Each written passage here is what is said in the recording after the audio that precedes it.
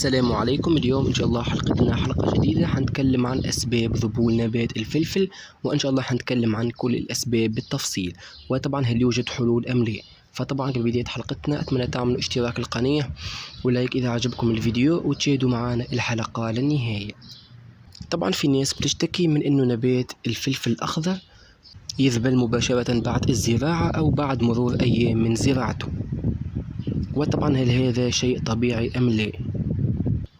وطبعا في أنواع كثيرة جدا لذبول النبات وأسبابها، وإن شاء الله حنتكلم عنها بالتفصيل.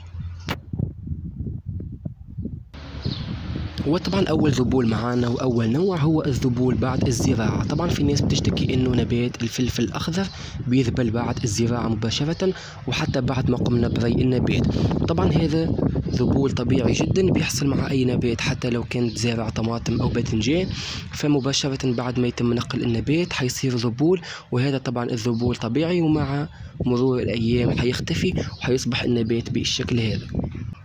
وطبعا ثاني ذبول، وهذا طبعا أخطر ذبول، إنه طبعا النبات ينمو وبعدها يصير عليه ذبول، وحتلاحظ إنه النبات كامل أصبح صار بالشكل هذا. وطبعا هذا بسبب كثرة الري أو تعفن في الجذور في أسفل التربة. يعني لو قمنا بإزالة النبات بالشكل هذا حنلاقي تعفن في الجذور بالشكل هذا. فلو لقيت إنه كامل ساق النبات ذبلانة كذلك الأوراق، فطبعا هذا بسبب تعفن الجذور في أسفل التربة، وطبعا بسبب كثرة الري. فحاول أنك تنتظم في الري، لأنه طبعا مثل ما تكلمت أنه الري مهم جدا، وطبعا تنظيم الري مهم جدا لنبات الفلفل.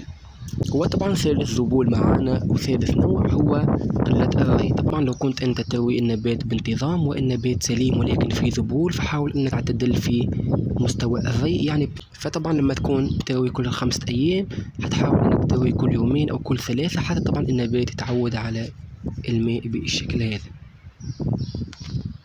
وطبعا مثل ما تكلمت انه في انواع من الذبول تكون طبيعية، ولكن حاول انك تتجنب الذبول او نوع ذبول النبات الثاني هو طبعا تعفن الجذور في اسفل التربة، وهذا طبعا ناتج عن كثرة الري.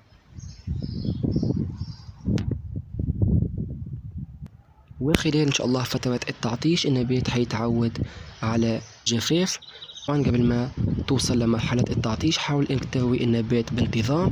قبل ما تعطش النبات لمدة 10 أيام أو أسبوعين حاول انك تنتظم في ري النبات، وبعدها حاول انك تخلي النبات يتعود على من النباتات اللي بتتحمل درجات الحرارة عالية وتتحمل عدم وجود الماء.